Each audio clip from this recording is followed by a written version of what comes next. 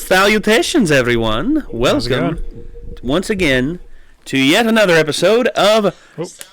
Always gonna fucking do this. It's always gonna be one goddamn person. It's one every time. I'd even turn my goddamn volume down.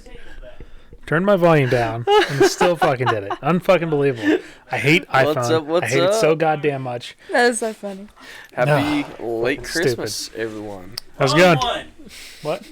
Wrong thing popped up on screen. Everyone's that's gonna be a meme now. Well, Who's the champion? Awesome start. JC Adams, the former now. He's now the former School of Mort Next Division champion after Draco.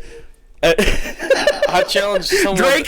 Draco delivered a cartel. It's pretty much a diamond cutter or an RKO for everyone out there. Pretty much delivered a diamond cutter to JC Adams from the top rope onto Legos. It's one of the funniest matches. I challenged someone to make a meme of Nathan over that one. Make a meme about me. Running to the booth just like, God dang it, son of a bitch. Oh, it's on fire. Oh God, everything's on fire. We're all gonna die. So everyone, how are you all this merry evening of December? Christmas. After Christmas. Yes, it is. It's over, everybody. Yes, we can go back to barely caring about our extended family members. Where's Ben? Optimus Prime. He's not here. That's all you need to know. Here and Jack Skeleton's still sticking around. That's fine.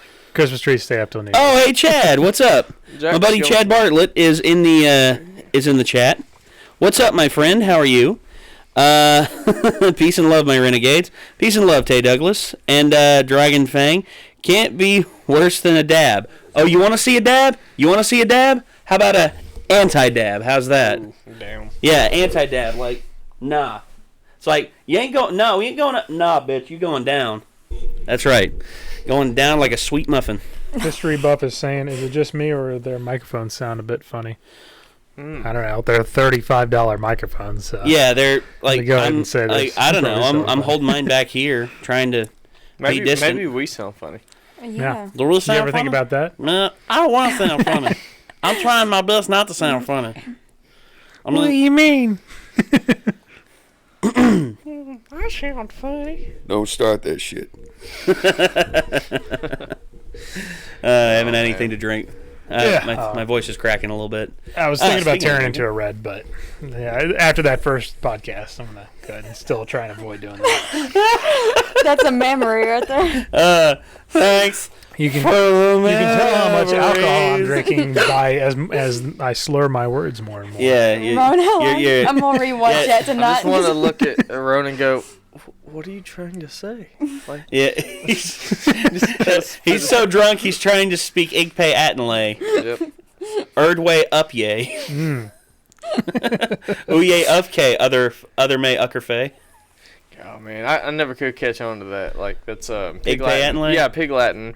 I eventually got to where I could do it a little bit, but like some people, I just go on. I just have my own language. Etge eindve imhe. Get behind him. Yep. So yeah, I got my own language too. It's called eyebrows. It's eyebrows. I definitely have my own language. Sometimes I don't even know what I'm saying. That's Some would say that's just like the miscommunication between the opposite sexes. That's the whole thing. It's just like men say one thing and mean something, women say another thing and mean 20. And honestly, it's trying to decipher those 20 things. It's just like, no. Is she trying to say this? It's more like the big wheel that you have to spin and which one Yeah. you're going to land on. You gotta land on the right answer. It's like, oh, let's hope it made happy, sad, sad. And yeah, and it's like happy, sad, and then just a like a poker face, like I imagine not being able to tell happy or sad. I imagine the inner workings of your brain is like those monkey with the little symbols. That yeah. It goes up to spin on it, and depending on whatever one it hits on, it goes ting, ting, ting, ting, ting. Yeah, I mean, it's kind of like a video game when you can select between your answers. Right Yeah. there. She looks at you this way. Hey, walk away. I'm Commander Shepard, and I approve this message. I imagine like the little Scott Pilgrim thing, like you were talking about, like the wheel in his head. It's like I don't know, I gotta pee, and then he's like who her, and then it ends on right between I gotta pee and who her, and it's like I gotta pee on her. I mean, I gotta pee. I'll be right back. And then eventually it's like the little dial in his head too. It's like no clue. Ching, gets it. Yeah. It's like yes. I love Edgar Wright, man. Edgar Wright's one of my favorite filmmakers. Like his ability to convey stuff like that, especially in a comic book environment like that movie is supposed to be. Mm-hmm. I mean, damn. Just really, really good. Oh, yeah. I mean, it amazes me. I'm like, whoa. I was just watching behind the scenes of it, and I was like, what a mess. Like, I don't think anybody there even knows what's truly going on or what they're trying to do. But then when it comes out, it's like, what is this? Yeah. My buddy Chad was wanting to know, what is this? This is Mega Man. That is Rockman X3. Yeah. That is a Super Famicom cartridge. There you go. So that's that's what Chad was wanting to know. So he's like, "What is that Japanese NES game cart?" It's like big. Oh yeah. Oh, Abby's in the chat. Hi, Abby. How are you? History buff. Lucas Luckstone. A 3 terabyte hard drive. It is not. Dark Knight asked if you've seen Aquaman. I have not yet. I have not. Yeah, we're supposed to go. It's just my. Do what? We're supposed to go see. Maybe that encapsulates our enthusiasm to go see any fucking DC movie. No, because I like Jason Momoa, and from what I understand, the movie's actually pretty good. Well, Jason Momoa is like a freak because the guy doesn't look like he's 40 years old. And have you seen Frontier? Yes, I have all 3 seasons. All 3 seasons. I didn't get to watch them all, but I definitely started it. And that's a great, really cool. great show. So Aquaman's good. Oh, Aquaman, from what I understand, a lot of people say it's a little bit scattershot with its narrative, but they say overall the movie's fun. It's a lot of fun, and it's got like a 70 on Metacritic and I think a 74 on Rotten Tomatoes. So it looked really good in the trailers. Oh yeah, well, hey, Batman v Superman looked good in the trailers. That is true. Jason Momoa, he's played in a few movies that I've seen. But what all movies has he played in? He's played in. Of course, he's been Aquaman. Stargate Atlantis. Who was the guy in Conan the Barbarian remaster? That was him. Remake. That was him. That was him. Yeah. Now his problem with that movie is that he actually wanted to bring in someone to rewrite it to make it more like the source material. Mm-hmm. But the studio just said no. We have you on contract to do this movie. And you won't be able to do another film for us until you complete it. And he's just like, freaking fine, all right, let's do it. He did it. He hated it. He said the only thing that he liked about that film was that he got to meet Stephen Lang, Rachel Nichols, and Rose McGowan. He said that was his best part of the film. Yeah. But he said outside of that, he had one of the worst times because the director did not know how to set up a shot. The director was too over-reliant on CG. Jason was willing to do a lot of the stunts and a lot of the stuff that Marcus Nispel was just like, no, we'll just shoot this little thing here and we'll do CG on it. And Jason's just like, no, let's buy the harness stuff and put me in it and I'll do it. He didn't mind. He doesn't mind hurting himself for a role, and that's one thing I love about him. He's just like such a physically intense guy. Either way, I love that movie. I love the remaster of it. It was. I just like the violence that they edited. Well, no, the violence was good. Really brutal. No, the violence I liked a lot. It's just overall the narrative fell apart. No, the narrative kind of was pretty lackluster. Well, it was interesting in a lot of ways, but there were so many things that had very little to no payoff. Yeah. Like the setup for him fighting the one guy played by Bob Sapp, the big hulking dude. That fight I thought was lackluster because it was just like you got Bob Sapp, one of the biggest human beings on the planet, who's a physical freight train, and Jason Momoa, who's this brute of a human, and they could have this massive fight and everything that is brutal and is just like it shows off the ferocity, but instead, no, he just runs Bob Sapp into a wall and then stabs him with a knife, and that's it. And I'm just like, no payoff, no freaking payoff to this awesome build-up. And then Stephen Lang, also, you waste Stephen Lang, one of the most physically intimidating like short people ever. He's like 5 foot. He's like 5'8", but yet he's like in his 50s. Actually, no, he's 60. In his 60s now, and he's like jacked to the gills, man. He's just like in shape. I don't understand it. It's like what TRT kind of TRT are you on, bro? Somebody asked about the Bumblebee movie. Yeah, I was about to bring that up. I want to see it. I love all Transformers. Is that out yet? Yes, it is. Okay. It is? Yeah, it's out now. But it's like not Michael Bay, right? No. The guy who's directing it is actually responsible for Kubo and the Two Strings. Have you all ever seen that? I have not. Awesome animated film. I have. It's really good. Awesome. It's like with the little boy who has the little I forget what that's called, but it's a really good really good movie, and he's the director of it, and from what a lot of people are saying, it revitalizes the franchise and makes it fun again. Because I hadn't had fun in the Transformers movies ever since I watched the second one. I saw the second one, I'm just like, oh god, they're like all the wonder and whimsy, and all the colors were being sucked out of it too. It's like none of the colors popped. Mark Wahlberg ones. Oh man, I stopped at 3. The cameras are actually made to pull the color out, but your color correction is supposed to be putting it back in. So if you don't have anybody to do that, then I guess it'll fall off the part. Well, yeah, and you see, biggest example of it I can think in terms of like doing it right is how Chris Nolan did it. Chris Nolan, he knew how to pull the colors out and where it needed to be pulled out. But yet when colors needed to be injected back in, they were rich, they were vibrant, they were beautiful. Yeah. Whereas in the Transformers movies, after the second one, I was like, okay, if they're going to continue going downhill like this, and then I watched the third one and I walked out. I walked out of the third one in the middle of the big city battle where everyone was like really enthralled, and I'm like, no. I got up. I just guess it's so oversaturated with just explosions and stuff flying everywhere. Yeah, I like action and I like all that, but it's a lot like the fight in Conan the Barbarian. There's no like literal payoff because why are these explosions happening? And why are there so many of them? And why do they like have to be in my face all the time? Do not question Michael Bay on his explosions. I'll question him. I'll question him all damn day. Just be like, hey, Michael Bay, were you a porn director in your former life? Hey, Michael Bay, can you film a movie without a telephoto lens? Hey, Michael Bay, how much money do you have, and why should I give a shit?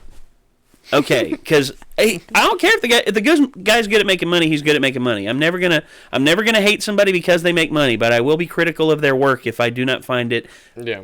If I do not find it appealing. It just I mean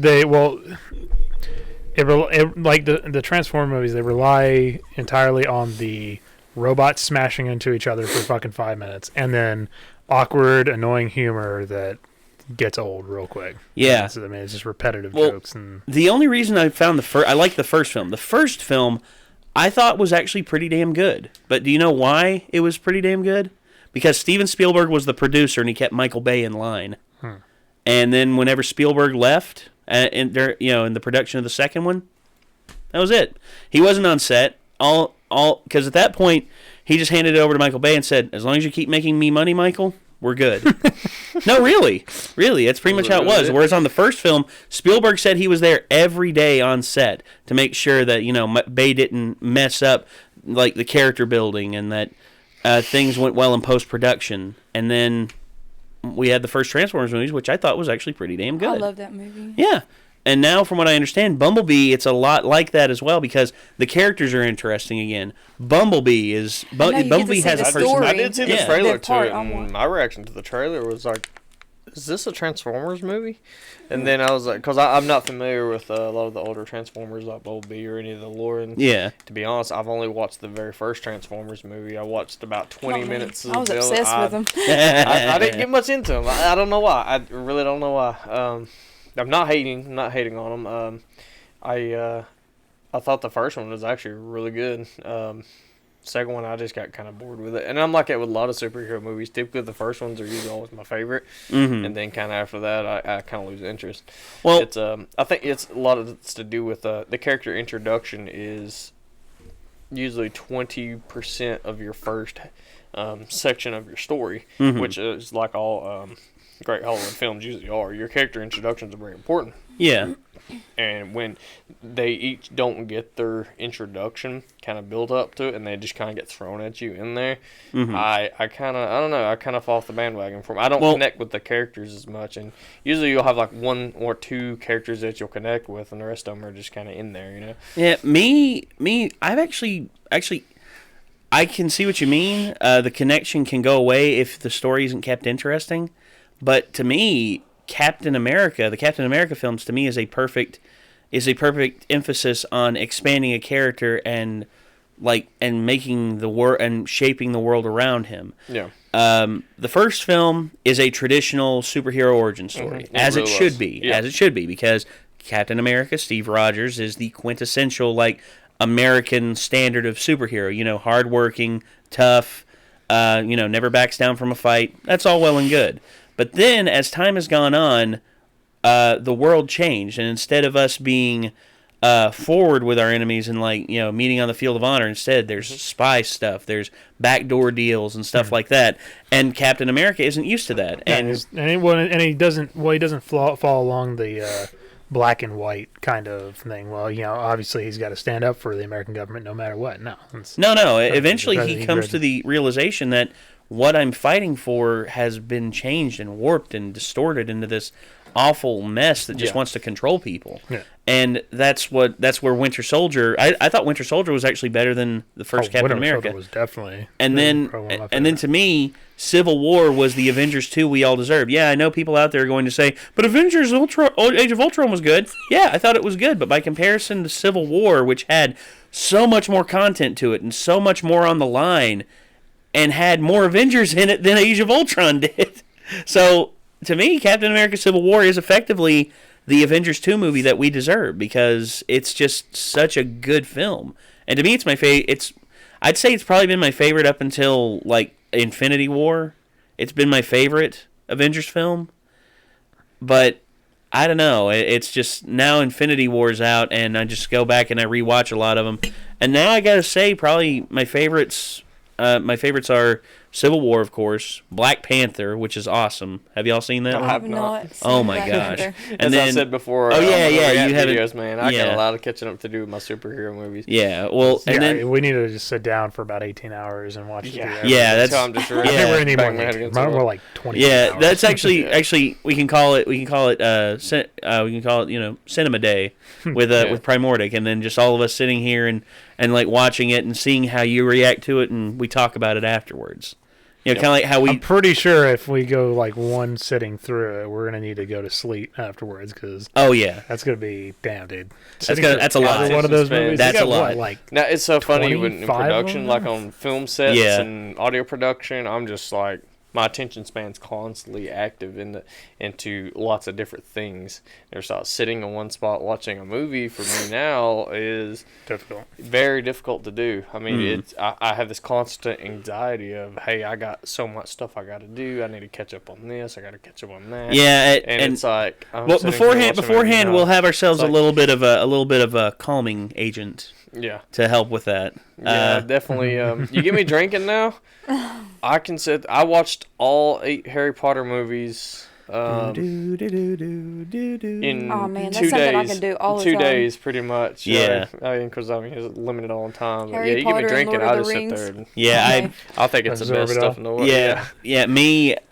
Whenever I'm in editing mode, whenever my stuff's rendering, I have to pull stuff up on the computer while it's editing, and I'll watch that while it's rendering, or if there's no other work to be done with website updates and stuff like that. Yeah. And I'm just like, okay, let's check this out. And then I go and I actually, that's how I watched all of Frontier, the 3rd season. Mm-hmm. I've been up to date on Frontier, and I recently watched season 3, and it was actually during a day, a full day of editing. I was just like, all right, okay, let's watch a little bit of Frontier. And I watched Frontier on the other screen, and then whenever it was finished, just pause Frontier, edit the next video, and then all right, render, and back to it. Right, and that's what I did for all day, and I watched all of season 3 of Frontier, trying to maintain myself and also work at the same time, and that's. I kind of like. It's such a good show. I don't like the watching anything and having to wait a week for the next episode. Oh yeah, I'm a binge watcher. Right now, I'm waiting on the next season of The Dragon Prince on Netflix. Oh my gosh, I just finished the first season, and oh my gosh, I am so excited. But I was mad. I didn't know it was the last episode of the season, and that was the last one on there.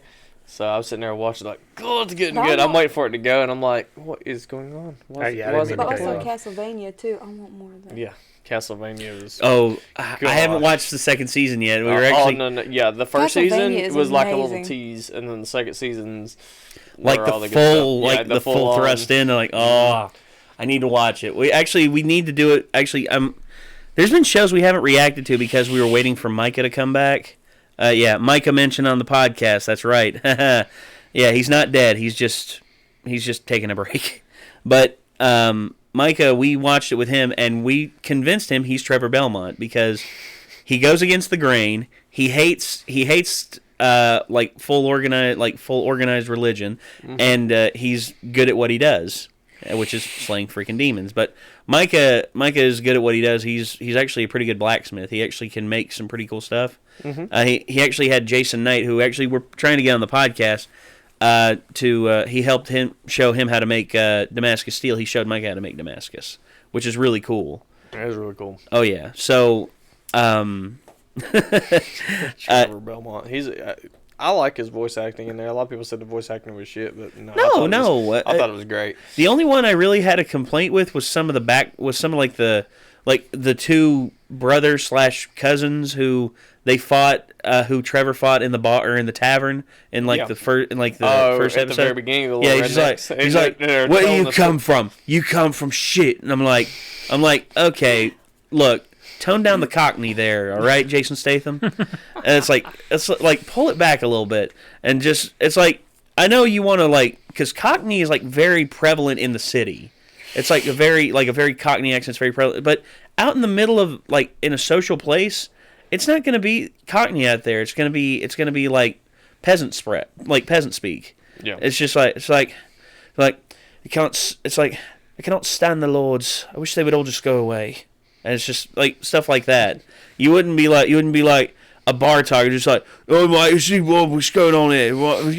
I think I was too busy laughing at that part because it was funny because it was funny. He was talking about his neighbor messing with a goat. And then that's true. Then he whacks him in the head because he thinks he's not right in the head. And then instead of getting prison sentence, he says now he's got to take care of him and pay and work for him since he lost his hearing. But as they're talking, it goes on to the spill. I think I was too busy laughing at that part to. I don't know. I thought it was funny. Well, I thought it was too, but the animation, from what I hear in the second season, has also gotten a lot better. Because that's one thing I will say about the first season is that some of the animations looked a little bit robotic. Like when the taller brother was swinging the chair, it was just like, ugh. And it's just instead of it actually like side swinging or like more aggressive looking. Instead, it was just like a robot. Like must destroy. That's it. Like an episode of Mega Man, Bomb Man. He's like. Yeah, and there's no Cut Man, the incompetent Cut Man on there. Cut Man, he could never do anything right. He would try to throw a blade at him and it would miss, and he'd hit the helicopter wings and cut off or something. If you ever seen that show, now that's a cheesy show. That's a cheesy ass show. But I actually enjoyed it as a kid. Watching back now, it's more nostalgic, but it's so stupid. Yeah, there was actually a show that came on a long time ago on Fox, in the early 90s that I watched a lot when I was a kid, and I just got reminded of it the other day. It's Peter Pan and the Pirates, and it was on. Yeah, it honestly, it was made by a Japanese company, but they made it for an American audience. They actually instead of moving the mouths to how they speak in Japan, instead they had it for American English, and it was really well done. It actually some parts of it were so beautiful. It was almost like a Miyazaki film because of the flying scenes and everything. Because Miyazaki is obsessed with flying in his films. Save for probably my favorite of his, Princess Mononoke. Yeah, that's the only one that doesn't have any prominent flying characters. Yeah. I watched a show a while back called Morabito or Morabito, however you want to say it, and it is I thought the artwork was almost identical to Miyazaki. I was convinced I was watching a Miyazaki film or show. Really, it's only I think it's 10 episodes, maybe 13. I can't remember exactly, but it was one of the deepest, most emotional animes I'd ever watched. I was like, wow, this is awesome. But I started watching it because I thought it was a Miyazaki. There you go. And then after the first episode, I looked it up and it wasn't him, and I was like, what? Oh, but anyway, it was still good. There's actually one that I just started watching it on a whim, and I watched like 8 episodes of it, and I'm just like, good God, I'm actually into this show. I'm worried. I don't know the direct translation of it, but I believe it's called this is gonna sound bad, but trust me, my sensei is a bunny girl. I know that sounds bad. Like I said, I told y'all, I know that sounds bad. But turns out it's actually this weird psychological anime that deals with this girl who is an idol, but yet for some reason people can't see her anymore except for this one guy. And he's just sitting in a library, just minding his own business, reading a book, and then a girl in a bunny suit walks by. He's just like, mm-hmm. And she's like going around like waving in front of people's faces and everything. And then he walks up to her. He's just like, "Why are you dressed like that?" And she's like, "You can see me?" And he's like, and turns out there's a whole lot of psychological stuff there, and also there's some like deeper like familial tension between her and her mother because her mother forced her to be an idol and all that, and it's actually really interesting. And also there's also other people who are affected by this, and it's a weird syndrome in the world that people are affected by, but it doesn't affect just them, it affects how everyone else perceives them. It's really weird. Cool. So is that on Netflix, Hulu, Crunchyroll? Right now it's on Crunchyroll. Okay. And that's actually where I watched like the first 8 episodes. They're about to finish their run. I think they have like a 12 episode run, and I think they're about to hit their last episode. So, and then there was another one that people really wanted us to watch. It was the time I got reincarnated as a slime. What? No, really. And like in most RPGs, one of the lowest tier enemies you fight is a slime or a jelly. Yeah, and this guy who is like a Japanese businessman in like his early 30s, late 20s or early 30s, and he's like prepping for like the rest of his life and everything. All of a sudden, he just up and dies, gets killed. And then when he wakes up, he comes to, all of a sudden, he's reincarnated, and he's just like, why am I in a cave? And then he like goes to the edge of the water, and he's like, wait, what the hell am I? And he hops over to the edge of the water, looks at himself in the reflection. All of a sudden, he's like, I'm a fucking slime! What the hell is this? And then he notices whenever he emotes, like emotes come out of his head, like a exclamation point comes out of his head, or a question mark comes out of his head. He's like, what's going on? Do I just do that by bring? And it's almost like Metal Gear. It's like, holy crap! And then turns out he's actually a very competent slime, and he actually goes around and he's actually able to communicate with a dragon who's trapped under there, and he inherits some of the dragon's power, and he actually becomes gets more and more powerful as the show goes along, and it's actually really funny because everyone comes across him and it's just like, is that a slime? Is that a friggin' slime? How's a slime like this strong? It's like, holy crap. They're all supposed to be like the weak characters. Luffy, for example. Yeah. It's a jelly, which is basically kind of like a little round slime. Yeah. And they come at you, and they just come forward and nudge you a little bit. It's like, attach. And that's usually it. And it has like little damage sounds like it. And it was like, did 5 damage. It's like, wow. And you're like, he was like 30. And it's big dead. Slash, and it's dead instantly. Yeah. Yeah, just like, and it's like, you picked up jelly. You picked up ice jelly. You defeated one jelly. You received 2 gold. Yay! It's like pocket that. It's like the games when, like a Resident Evil, you just bust open random flower pots and, hey, look, a pack of 9mm.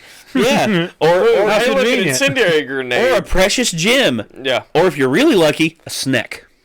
Yep. A friggin' snack. A snack. That's what Ben calls him. And he's just like, snack! And like every time, it's like, that's why I always double slice the stuff in Resident Evil 4 it's with like the knife. Crows when you shoot them and then they shoot out a magic diamond. It just lands there. And or a golden egg. I've got the golden egg from a few. Golden egg or money. Gold. Yeah. They'll shit. Dude, yeah. If you could shoot a crow and it shits out a box of ammo, something's wrong with physics.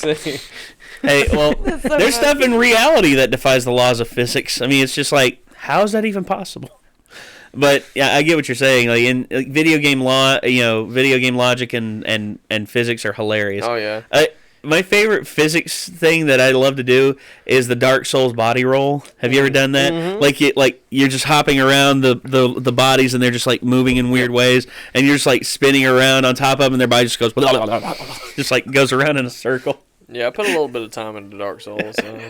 Cannot say I really enjoyed myself in those games. Oh, the dang! I think it's not the gameplay or like the game itself that I think was really hard. It was just the clunky physics was hard for me. That's one thing a lot of people. Until you level up, like when you roll, it's like it has like a 2-second delay, and it's like, oh god, here we go. Yeah, and a lot of people play it on PC, and they actually do called DS Fix, which fixes a lot of the bugs and some of the stuff like that.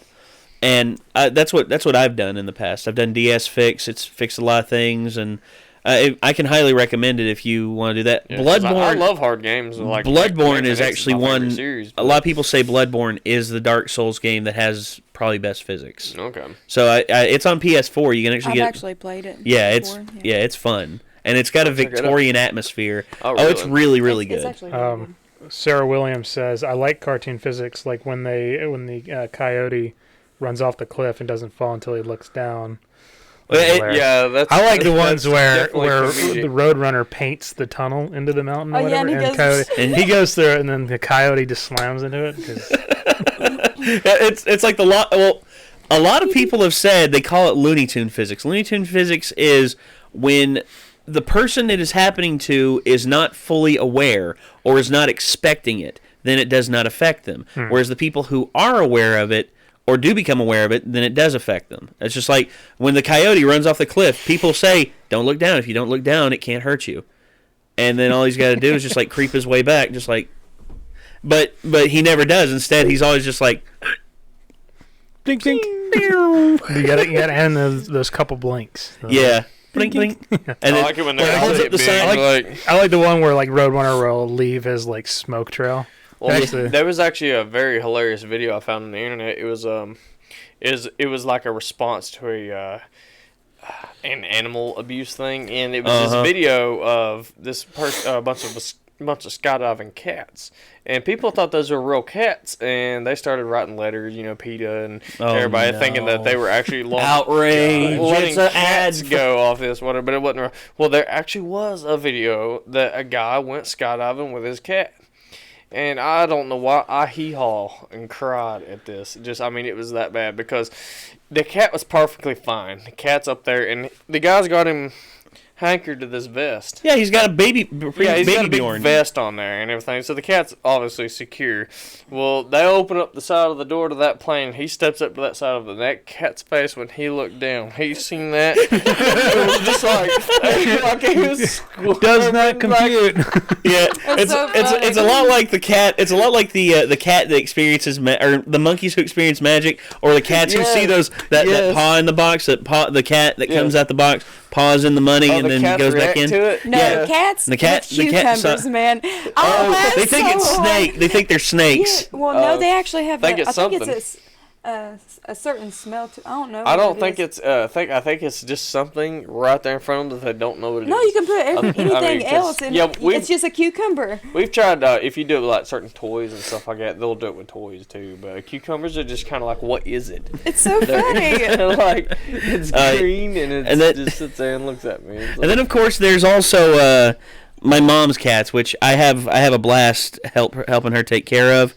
Let me see if I can actually find the one video. Yeah, as far as cartoon physics, that was watching real life stuff like that happens to me. I think that's what I like about Edgar Wright stuff too, because he has a lot of cartoony animations in his stuff that just makes it great. I wish if I was trapped in like an awkward conversation, I could move away so fast that my silhouette of dust is left behind. Oh yeah, listen to him. You just run, your shadow has to run to catch up with you. Yeah. That actually that leads me kind of into this thing, because when I was at RTX in 2018, I was a guardian at RTX, and at the end of the event on Sunday, like all the attendants and everything, they're all going, and so you have all the vendors that are breaking down all their stuff, but they got a lot of merch. left over, and a lot of them just want to get rid of it and stuff. And so they'll just call over the Guardians and stuff and be like, "Yeah, you guys want to?" So like Mega 64, they had a large booth there, and they were just like, "Yeah, free sweaters," and you just see me and probably like 50 other Guardians go from 0 to 15 miles an hour running to this convention hall. There's so much free. And that's where you got that, huh? Yep, that's Mega 64. Right? Nice. I have no idea who this is or what it's for or whatever. I had a friend that was terrified of snakes, clothing. and we were at a lake, and little stick right there in the water, and he thought that thing was a water moccasin heading his way. And man, I mean, he's about 6'7" or somewhere like that, big, tall, lanky guy, and I'd never seen somebody run on top of the water, but his ass was gold. Like where he was. I'd see him run across the top of the water, and you're like, Jesus. Well, he was like picking his legs up high out of the water, so like I guess trying to minimize like get out of the water as he's running. Yeah, but, man, I was. Did you guys pick up the stick? Yeah. Once it washed upon shore, it was like that was a stick. Oh my god. that was a stick, and he was just like, it looked like a snake, man. I thought it was coming. Oh to get me. yeah. He'll tell you he was terrified of snakes. Me, I've been bit by a copperhead, and Yeah, you told me about that. yeah, it happened, and it was, yeah, I was young, but it's not as deadly as people claim it is. If you don't treat yourself, yeah, it can be. You know, if you don't go to the hospital, which as soon as I got bit, my dad picked me up. You know, he killed the snake. He pulled out his knife and just like swatted at it and cut its head off. And then we went to the hospital. Show him what kind of. Oh no, my dad knew it was a copperhead. Okay. You know, it had the bronze on the back of its head all the way up to its nose. And my dad was just like, yeah, it was a copperhead. And we get to the hospital. They gave me the antivenom, and I was good. I was good after like a day and a half. Were you listening to Copperhead Road on the way to the hospital? No, but my dad. But that is one of my dad's favorite songs. Yeah. Like all of a sudden, like loves that shit. My dad. My dad, every time he hears that song, there's always one part that always gets him hyped, and he always like hits the steering wheel. It's the drum part with the da da da da da da da da. Yeah. Copperhead Road. Freaking Steve Earle. See, I did 2 tours in Vietnam. Johnson County Sheriff painted on the side.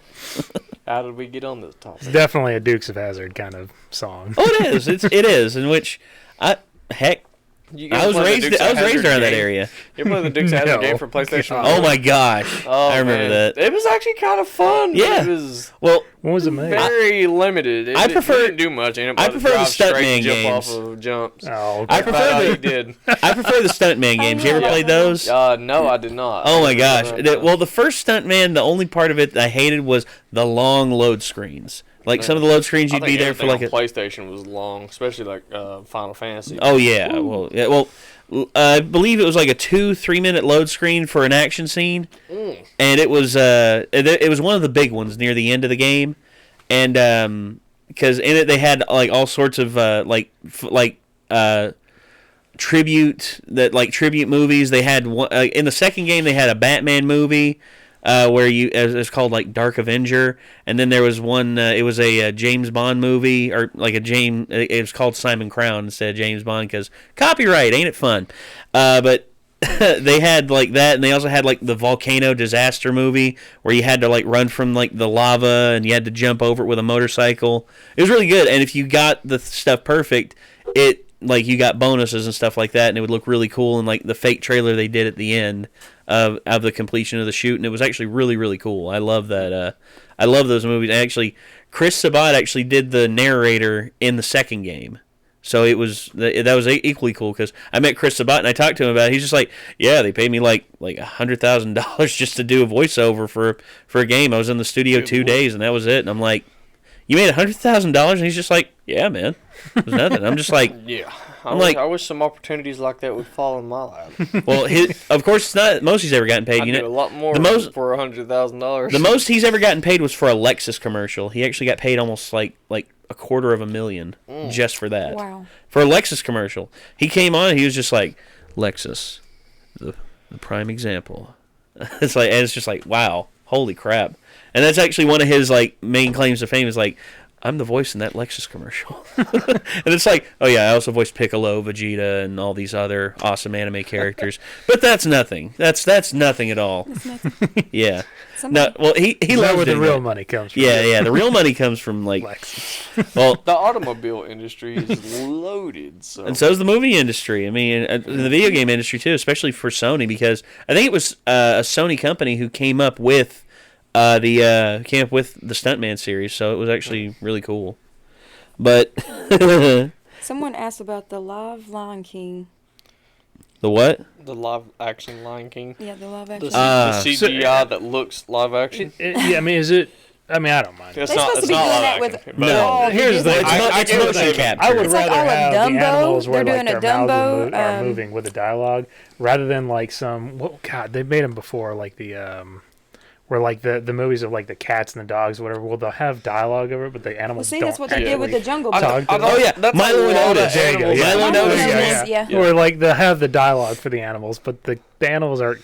They're not having it. They're No, they're not. Fucking talking. Actually- I don't think that would Actually, work, there's some though. That would controversy be- surrounding Milo and Otis because there was actually because the footage that they used for that film actually came from a Japanese company. Right. They made a film about a cat and a dog's journey, and some of the footage that they used for the cat is actually disturbing because, no, really, because here's one thing that happened.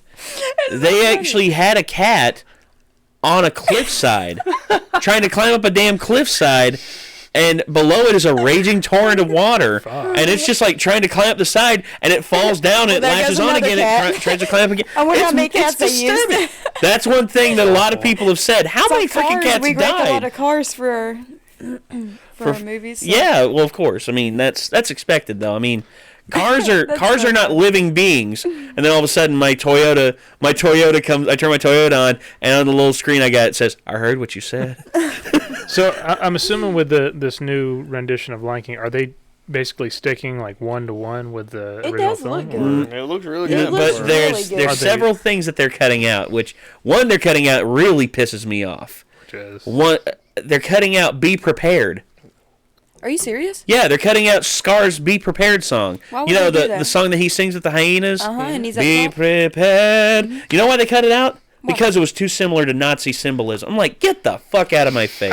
I do remember seeing it because I was watching some of like the original Lion King stuff, and like it showed like the hyenas doing like the high step. Well, they were like, doing the like- ghost stepping. Wait, I mean, that's the only song I don't he remember they do sings. that in the that part. military. They do that in the military all the time. It's not Nazis. But is that not the only song that he mean- sings too, Scar? Yeah. It's military church. So It doesn't do it. what? It's probably for a good I mean, reason. well, if you want to make the hyenas look bad, just make them Nazis. Make them act like Nazis. Well, There you go. and That's- here's one thing maybe that that's gets me. logic. Here's one thing that gets me. A lot of people are pointing out, oh, but it's Nazi this, Nazi Well, that. if Nazi the, that. the bad guys, they're hyenas. They're not supposed to be friendly. That's what I'm saying too. And people come up We and can try. make movies People about try and Nazis, come up. what? Yeah, if you made animal renditions of just or not, listen to me, if of just historic events, that would actually be entertaining. I think it would be awesome. Okay, Wait, there was I- actually propaganda films that that Disney released way back when that actually showed Donald Duck as a Nazi, and it like showed like how Nazi life was if you lived in Nazi Germany, how it would be.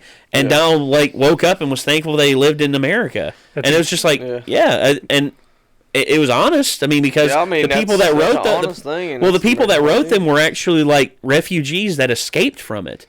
They were Yeah. like people who escaped from that regime, and they wrote the stuff. People are That's just a- unhappy with the history and somehow want to try to change it. And I don't understand how. No, I don't either. I mean, they just like try to cover up the past history. I'm No, like, okay, why? how else are we going to learn from it Yeah. if we ignore it? Because I don't want to ignore the past. I want to acknowledge, hey, Nazis existed. Hey, communist countries existed. Hey, socialism existed. Well, I think hey, the for- Native Americans were treated badly. Hey, slavery existed. I Wasn't think that for a thing? Germany, it's kind of like a sort of a shame thing as Well, well. they've actually In Germany, yes. Well, in Germany, one thing that they've actually done is they've actually taken the swastika off of their banned list to be shown in film because German filmmakers actually want to do films that actually go over like what went wrong and how the Nazis came to power and how we can avoid it in the future. And I want that. I want yeah. I want It's an people to interesting realize part of their history, their too. mistakes. Because how else are we going to learn from our mistakes if we pretend it never happened? Because it's ignorance. look, I get it. It hurts to think about the past, but at the same time, reality can hurt a lot more if it comes to reality again. Because if we stop talking about Nazis, if we stop talking about the Civil War, if we stop talking about slavery and stuff like this, and instead talk about the realities of things, like I'm saying, I want to be real with people. It's like for me, my history teacher, Jack Garland, who I love, rest in peace. He died last year. One of my favorite people ever. Actually wanted to become a history teacher because of him. He came to me. He was just like, "Do you know an interesting fact about slave owners in the United States? Do you know there's one thing about the state of Virginia that is the most interesting?" And I was like, and we were like, "What's that, Dr. Garland?" And he goes, "The first official slave owner in the state of Virginia was a black man from Angola. He owned 30 slaves and was the first slave owner in the state of Virginia." And I'm like, a black man was the first slave owner in the state of Virginia. Holy crap. Fun fact, they were all white. No. Well, the truth is, slavery's still going on nowadays, but people people want to pretend like it was like it's worse now than it's ever been. No, it's bad. Don't get me wrong. Slavery will always be bad in my book, no matter how you try and slice it. Yep. And if you want to eradicate it, actually go after the people who are doing it. Don't try and defend them in the news. MSNBC, CBS, and CNN, Jesus. and and of course, don't warmonger and fearmonger. Fox News. So to answer your question, Sarah, I have not seen Disney's version of Robin Hood. Which one? There's several. The version with all the animals. Oh yeah, Robin that one's actually pretty good. I've only seen the one with Russell Crowe. Yeah, that's the only one I've seen. That one's okay. That was a long My favorite one, probably. Well, I've noticed a lot of flaws in it as time's gone on, but probably my favorite one is probably the Kevin Costner one, because number one, Kevin Costner not doing a British accent. That's a little bit like as I've got. Okay. That's one thing. I don't care about accents anymore. Like, I used to really be like, oh, it has to be this accent or this accent. And then I saw Les Mis, and everyone in that damn movie spoke in a British accent, even though it took place in France. Have you seen Death of Stalin? Assholes. Oh, yeah. That one. I love that one. That was awesome. I know. No one used their accent. No one used an accent. No one used an accent. Like, Stalin spoke in like a... That Cockney thing. Yeah, Cockney. He's like, it's about bloody time. Would you fucking walk here? I did enjoy that movie. That was great. Yeah, and then of course Steve Buscemi. The intro scene was what made it the funniest for me. By the end, it got like super dark, and I'm like, all right, this is kind of starting to get a little. Well, that's what really happened. It really happened. Invited the bishops. My favorite. I'm afraid I have to report you. Look at your fucking face. That Zukov and Chris Schiffer. Look at your fucking face. Zukov, I love Jason Isaacson. I think he should have gotten a Best Supporting Actor nod because he was hilarious in that film. Because he was just like, I'm gonna have to report this to High Command. I've got to report this, and you should see the look on your fucking face. and the kid's just like, can you do it? And he's like, of course I can. Fuck Germany. I can handle a little flesh lump like him. It's like, yes, because Zukov was actually like that. He was a loud, abrasive. He was a drunk. Like the majority of the high cabinet in Russia were drunks, save for Khrushchev, because Khrushchev he was just a buffoon. He was a buffoon that Stalin liked. That's it. And then he rose to power. He overthrew Malikov. He overthrew everybody. And it was interesting. The way they portrayed him, it seemed like he was like the most, I guess, competent. In a way, like he seemed like the most rational of all of them. Well, yeah. Well, better him than friggin' who was it that they killed at the end of the film? Yeah, the fucked up dude. Yeah, the former head of the actually there was one part of the film I actually did that he was in that I actually found him funny. It was when he was like doling out orders to all the people to kill. He's Make like, sure you shoot her before. It's like shoot him, and it's like. Shoot him first, and then after that, shoot him. Make sure he sees it. I love it when it was funny when the dude was going through and like executing the supposed traitors, whatever, and like the one guy's like long live Stalin. Stalin's dead. Trotsky's in charge. Kind of thing. Bad. And then, of course, there was Stalin's kids, his daughter. Oh, yeah. God. And then there was his son, who was an absolute Just asshat. like, what the fuck ever. Yeah, his daughter's just wanting it to be over with. Oh, his son was fucking The stupid. son was just a Yeah, power-hungry yeah. little shit. His He was son just was like, he's fucking like, as hell. what are you doing to my father? It's like, we're trying to help him. It's like, get off of him, you animals! And then he tries to spit on somebody. You're not even an adult. You're a testicle. That's right. I love that movie.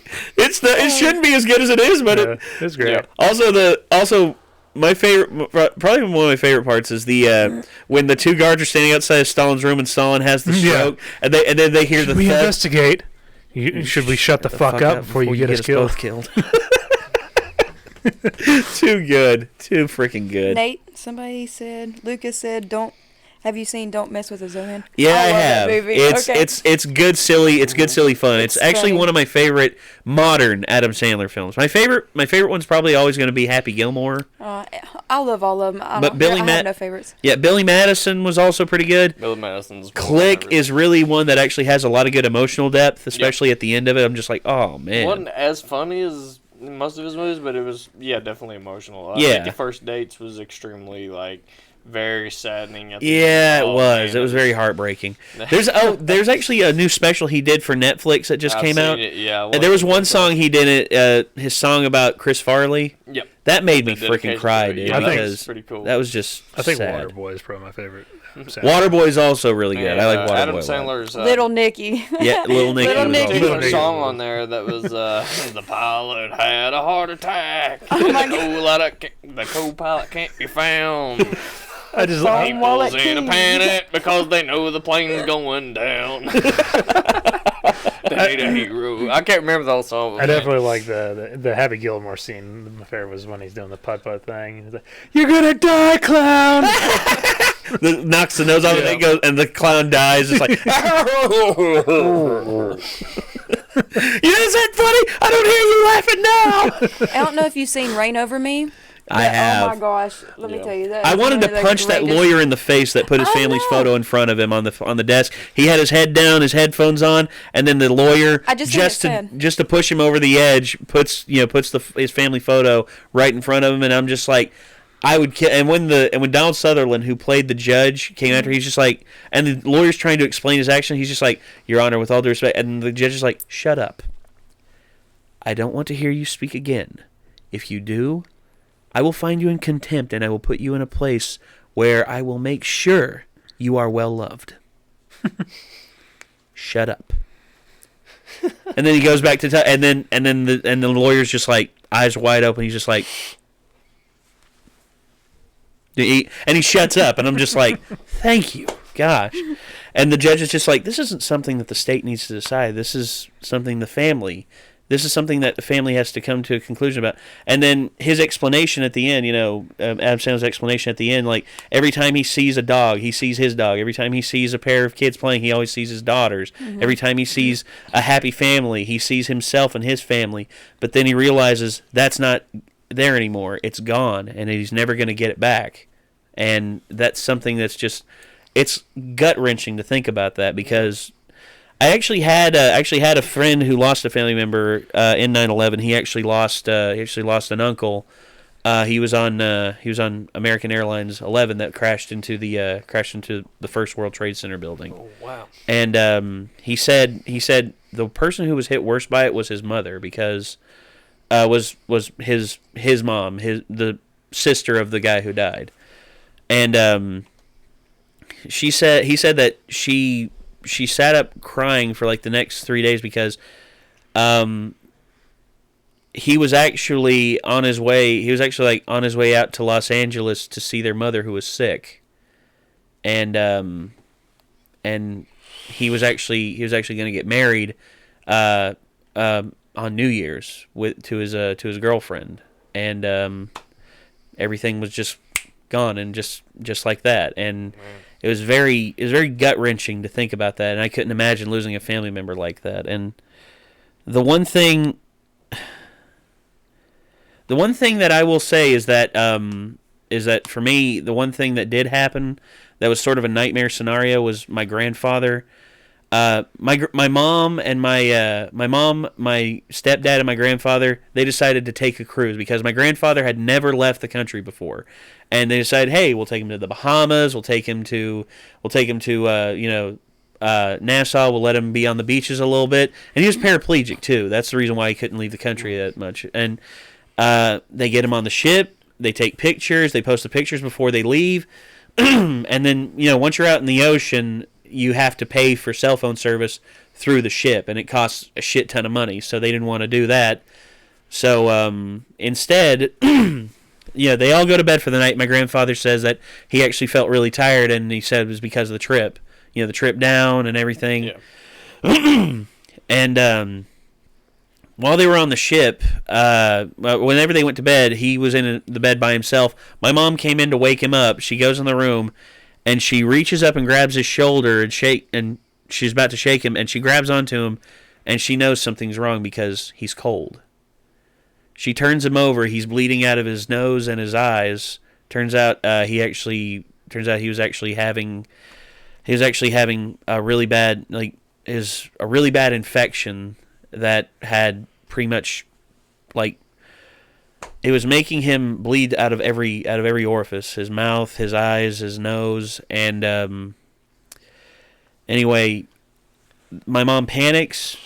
She about punched the shit out of the woman who was overseeing the whole thing. They had to call in the Coast Guard to come get him and my mom off the ship, and they got him back to the coast, and by the time they got him to the hospital, it was too late.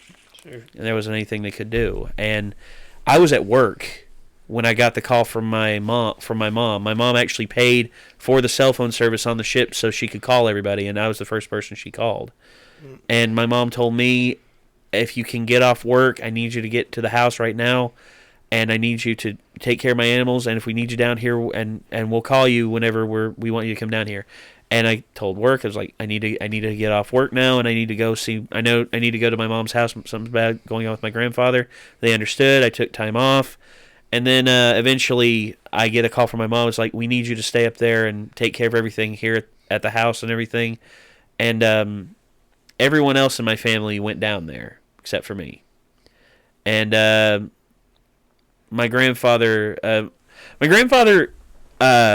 I told him that I was starting stuff on YouTube, and he actually watched some of our. This is back when I was still working. I was working at AT&T, and it was a very. It was. I told him I was making videos on YouTube, and I was actually starting to make a little bit of money, and he told me he was proud of me last time I saw him, and that was one thing that I never expected, because he was a very proud guy. He was handicapped, but he never parked in a handicapped space. He didn't want to feel like he was useless, and that was one thing about him that always got me. He never I remember he always thought everyone was trying to cheat him too. When he went through the drive-thrus, he'd always count the money when he got it back. He was just like, "They're short $1." It's like, "Hey," just like, "You're short $1," and just he was a stubborn old goat, but I loved him to death. But that's actually one of the more shocking moments in my life that happened, and I could but in a tragic situation like 9/11, I don't think I could have ever seen that happen. I could ever see that happening to a family member of mine like that. Yeah, that would be. Yeah, that's definitely. That's not something you hear every day, Well, yeah. It's how often do you know people that you get somebody killed in a terrorist attack? It's kind of like.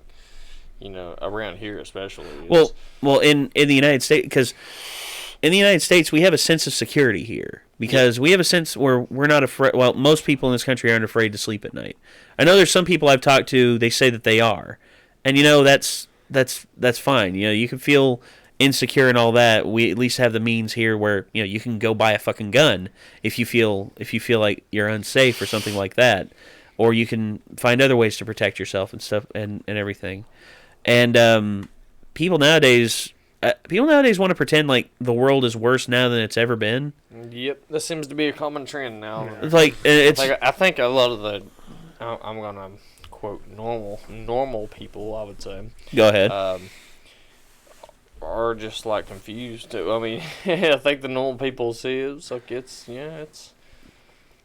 not too bad, you know. I mean, No. I don't pretend this world's perfect. And that Oh no, it's not by peachy any means. cream. I mean, we obviously have our struggles and everything, but look back in history, going It back was to way history and worse. stuff. Oh, Well, yeah. And then they say make America we've had it great the best again. it's ever been Like, right now. was You know? it great? You look 100 years ago. Yeah. Look at 100 years ago from now. You look at everything that's happened within 100 years, and it's just like, wow, we've come so far. Oh, dude, in we're so in little time. easily the most peaceful and prosperous point in human history. Yeah. Ever. I mean, obviously, and the thing is, I don't think we're gonna have any more like World War II scale type conflicts. There's just Well, if we do, it'll be.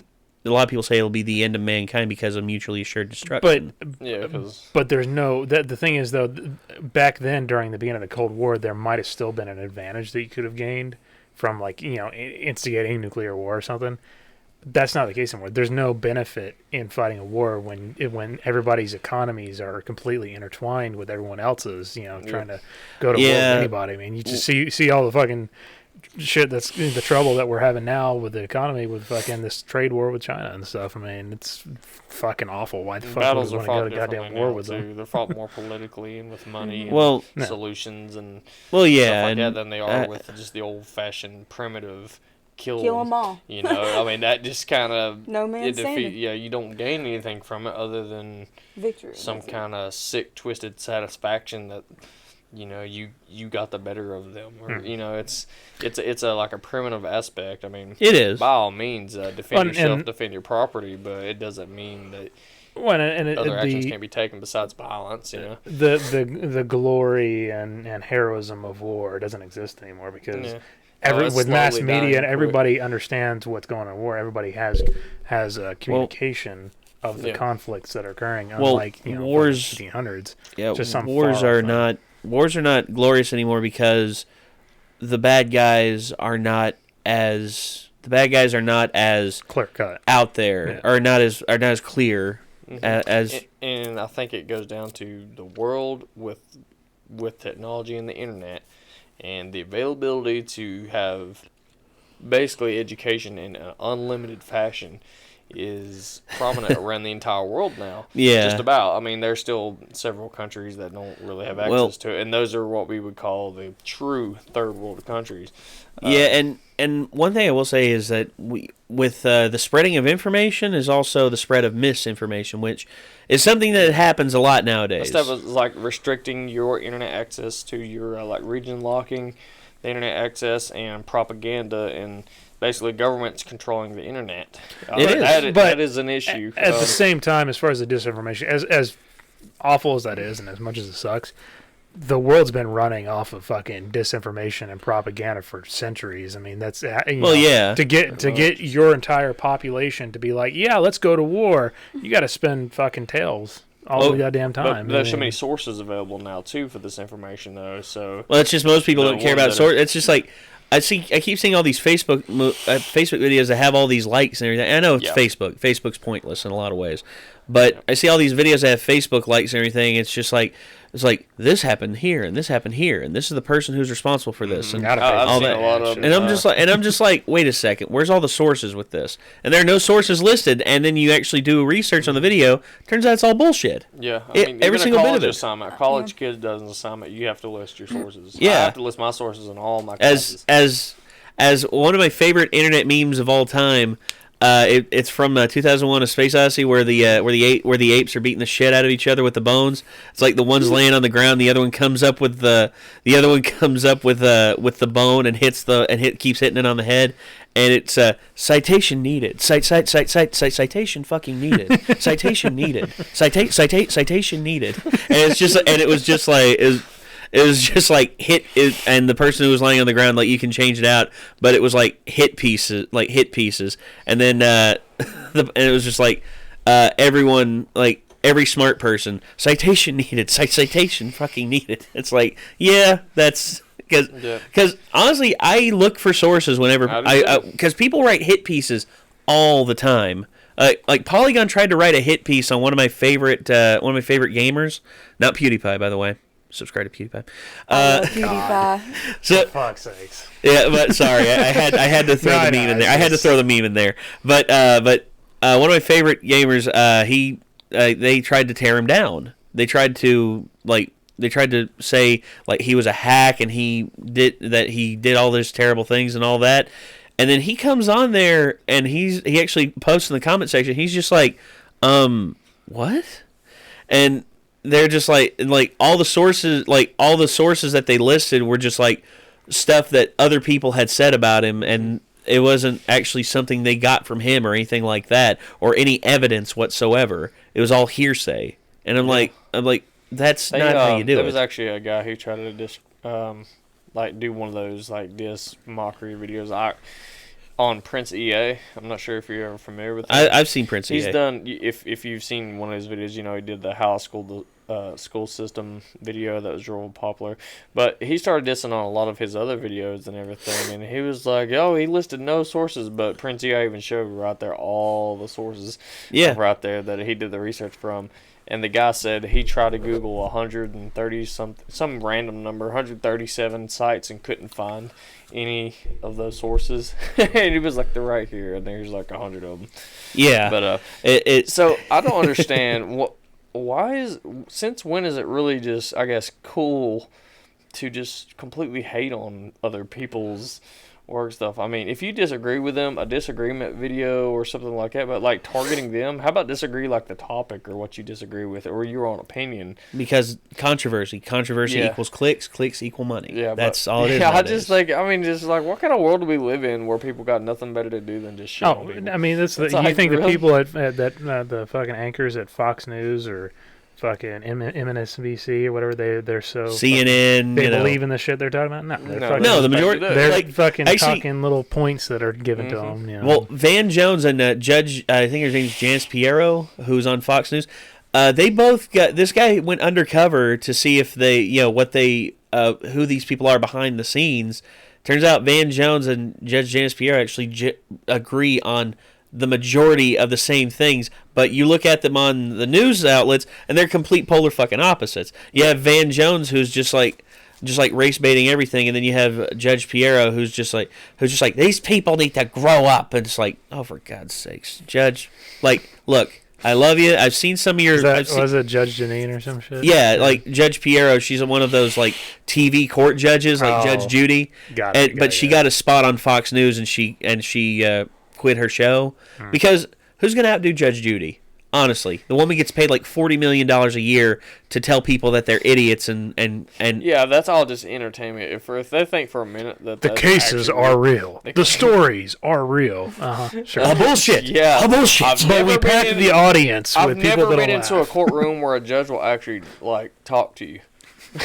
Yeah, most judges are like, yes or no. Did you do this? Yes or no. Did you do this? Yes or no. All right, bye.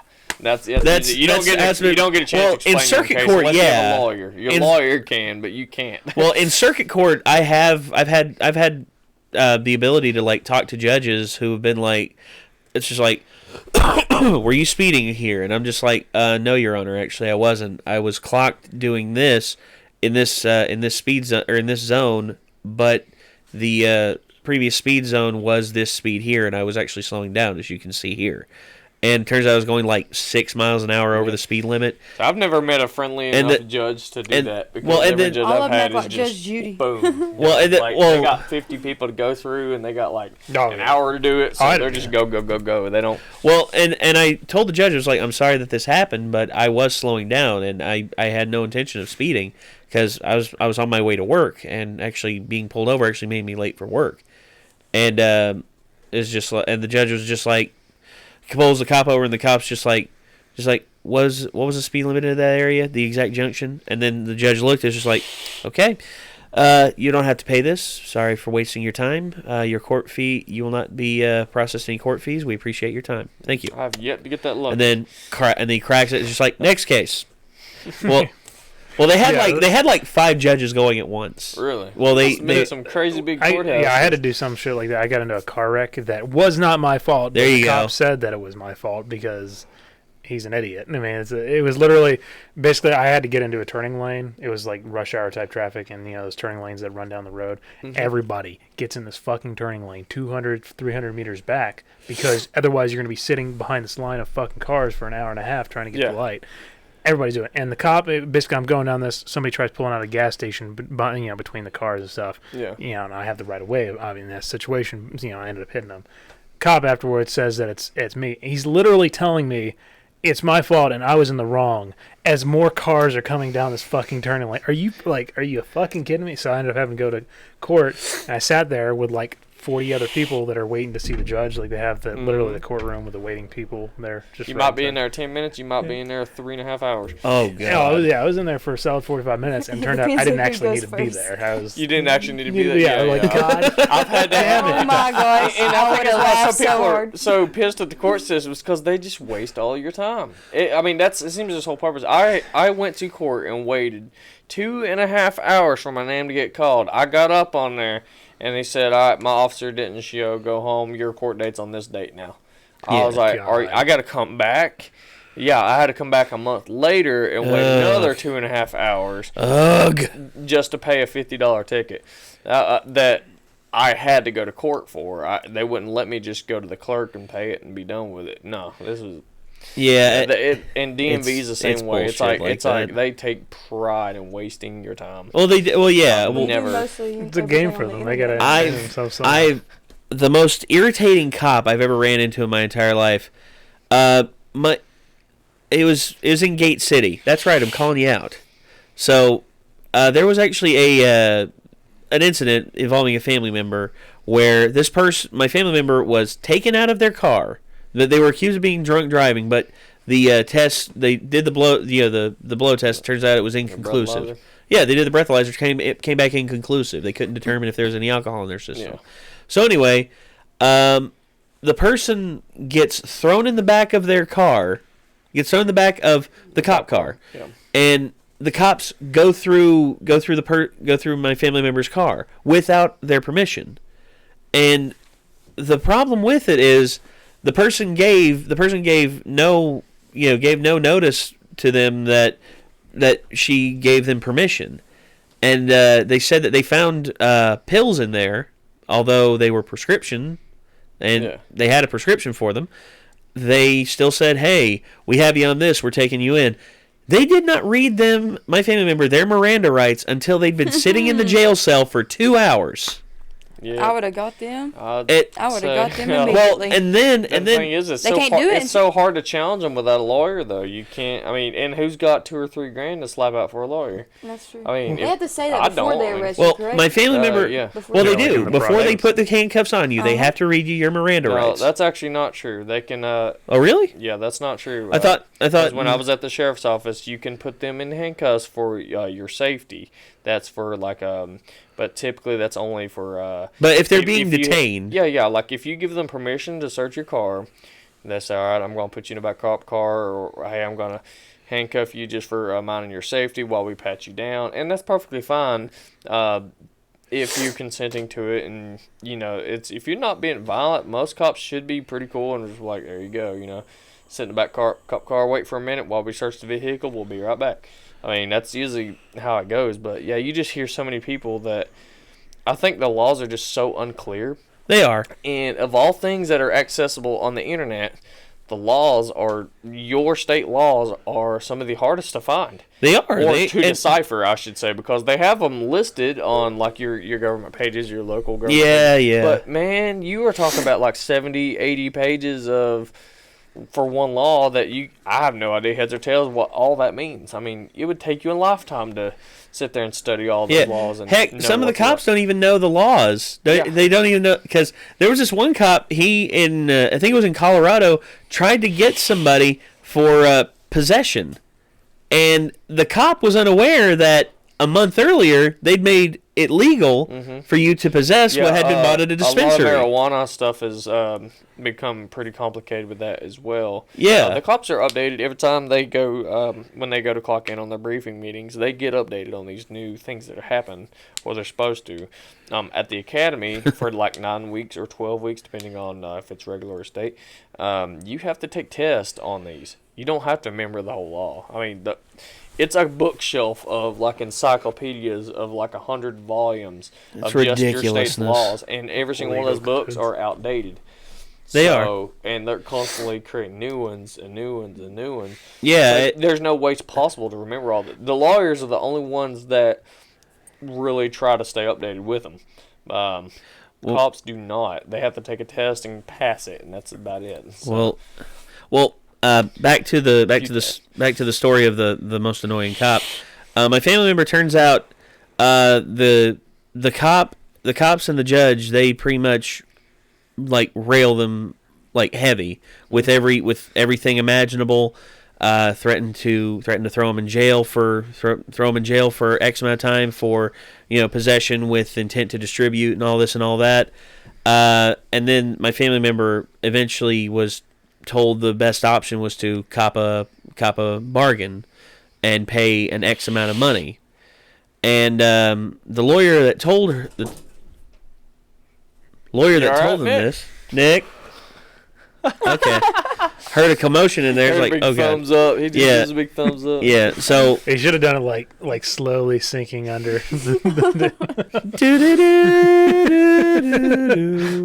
So anyway, I go to court with them. I go to court with them that day, and the lawyer is actually their lawyer is actually talking with the cops.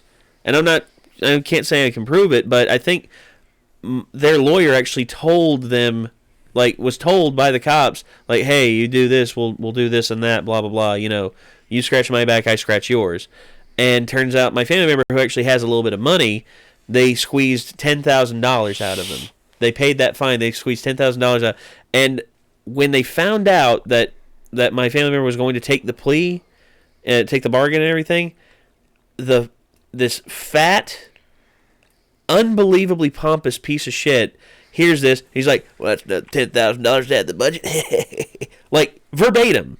I'm standing there. He doesn't know I'm a family member. And I'm just like, if I could stop time right now, I would kick him in the nuts, walk away, and then unpause it, and then just watch him squirm on the ground like the pig that he is. Because I hate, okay, I can differentiate. There are cops, good cops. Like my cousin Zach, he's a good guy. And he was going to become a cop in his hometown until, bullshittery happened. Whole thing about that. And then there are pigs, people who sign up to just use their gun and be an authoritative dickbag. Yeah, I've met both. Yeah. I've met both many times. Oh yeah, same here. Yeah. You have to differentiate. You have to that's figure. at every job. Yeah. You gotta think, because the military is free. you don't get the level of authority. But you don't get the level of authority that you get at a cop. Nothing normal about a police job.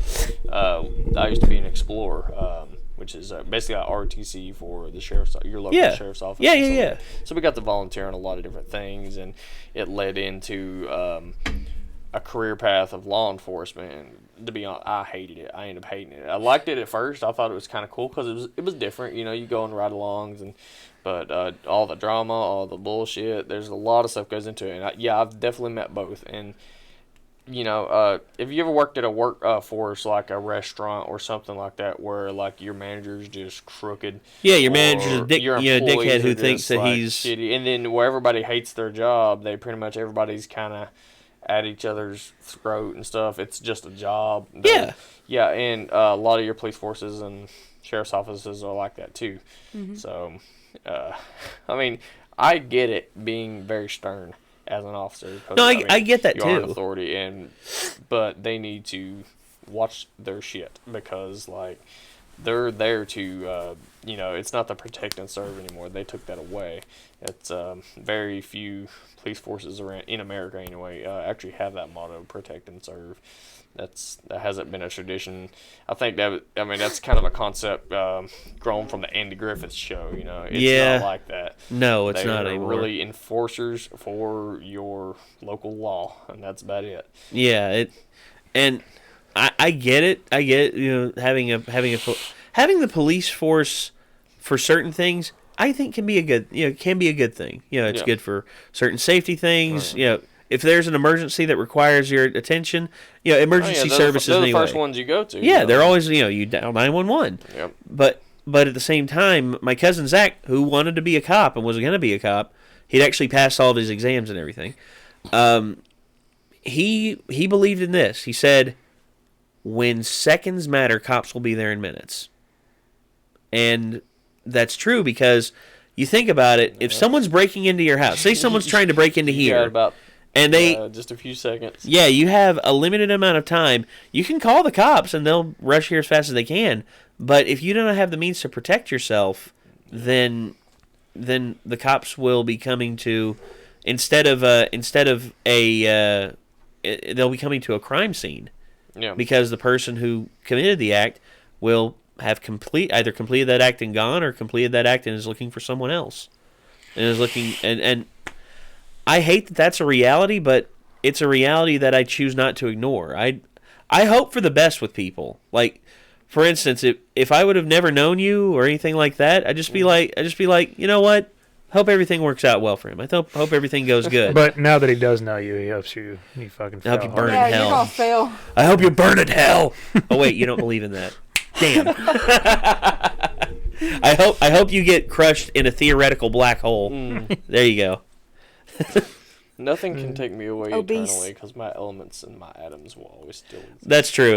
It's in terms of physics, nothing. Unless you split my atoms, which there's a very they're not radioactive. It won't do anything. Yeah, you split your atom.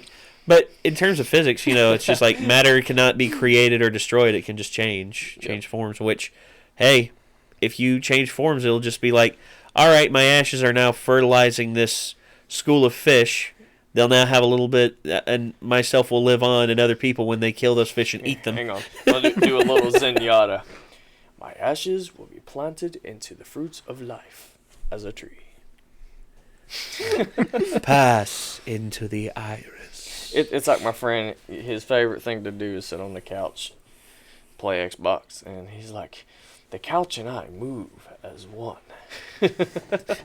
Ironically, he played a lot of Zenyatta. Well, yeah. Well, Zen's fun. I like playing we Zen. just got on an Overwatch topic. Figured we'd get Here back we go. to some video games and talk about the stuff people are truly interested in. Oh, yeah. Oh, yeah. Yeah, and final note on the whole, the sky is falling, the world is ending. I'll take a quote from Griff. Yeah, we all think the world's going to end, but the truth is none of us are that cool. We're not cool enough to live in the era when the world falls. This is true. That's like Micah. Micah keeps praying every day. He's like, please, zombie apocalypse. Please let there be a zombie apocalypse. Dude, this is a good fortress. I mean, aside from the massive fucking windows you had to barricade. Have you ever watched any of the microscopes of different bacteria? And if you look at just how bacteria fights it's like a mosh pit of bacteria trying to mate and kill each other. Right? Yeah, it's like what humans are on the molecular level. Like, there we go. On the macro level, molecular level. Oh yeah, molecular. So it's so funny watching them all. I'm like, whoa. That is true and it isn't true. But you see, bacteria, they have a primary base function. Whereas humans have motives and have dreams and desires that lead them in all sorts to directions. Mm-hmm. Look, I can understand, back in like the 1300s where everyone was living in shit. Because we've learned that. We've grown as a species.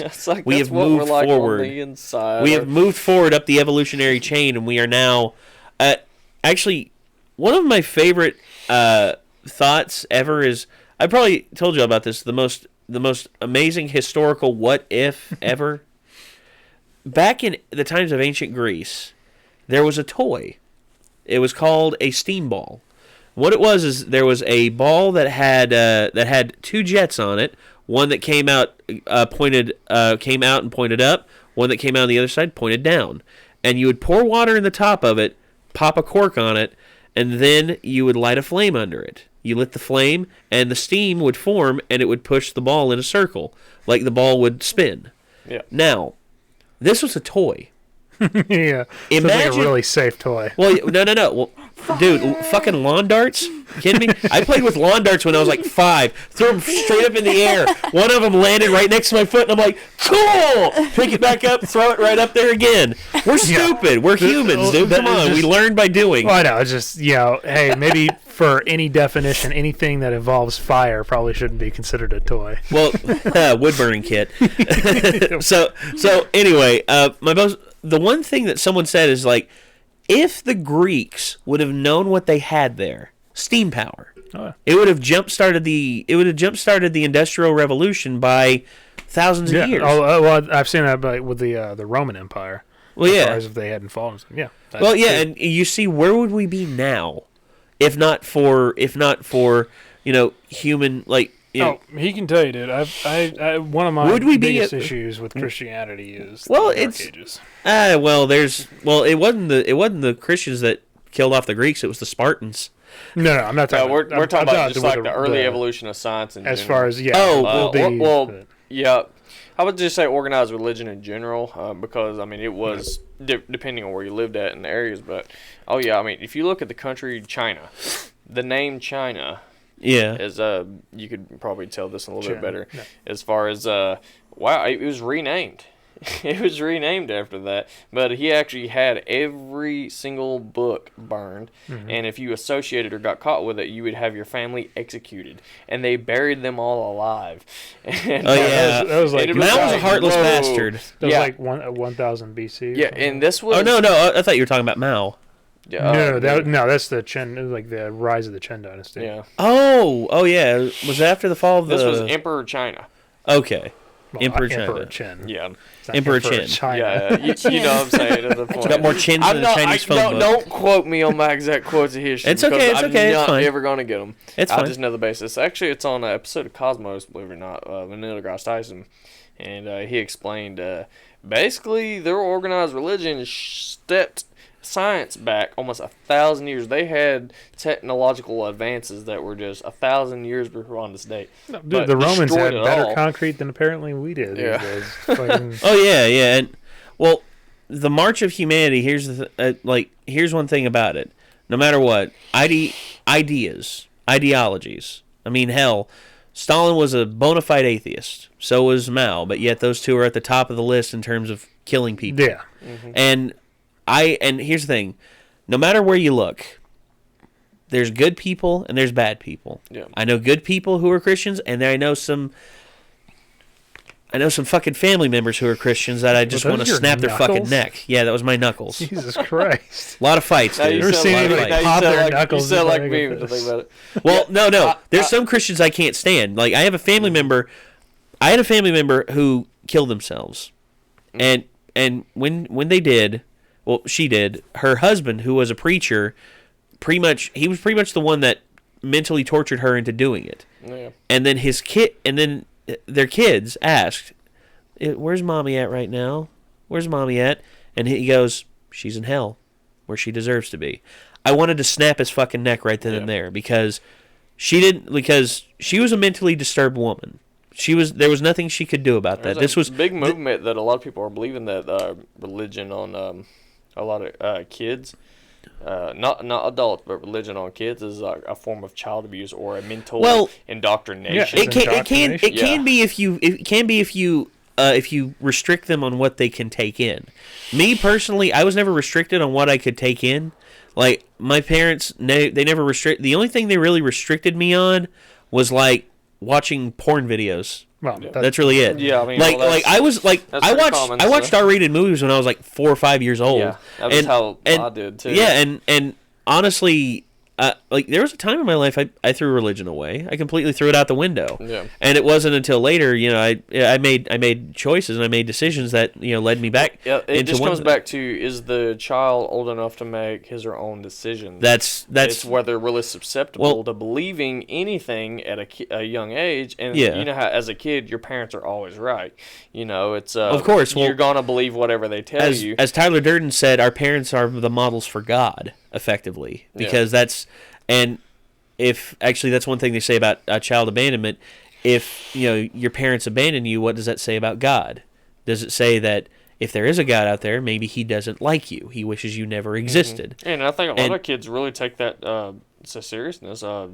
There's a lot of people that feel worthless most of their life because they don't meet up to their parents' expectations and stuff. But when it comes to religion, you're setting impossible expectations of people. Well, I believe the Judeo-Christian moral centrism of Judeo-Christian of the moral standards. Mm-hmm. I think to some degree they work on a certain scale. Yeah, they do. But when you set the impossible scales and you expect everyone to live like a pauper, and you expect everyone to, give everything to God. It's just also burn anybody at the stake. That's interesting ideas. Well, yeah, that's why everyone's just like, hey, it's like 10 Commandments. It's like, hey, thou shalt not kill. Where the hell's that at?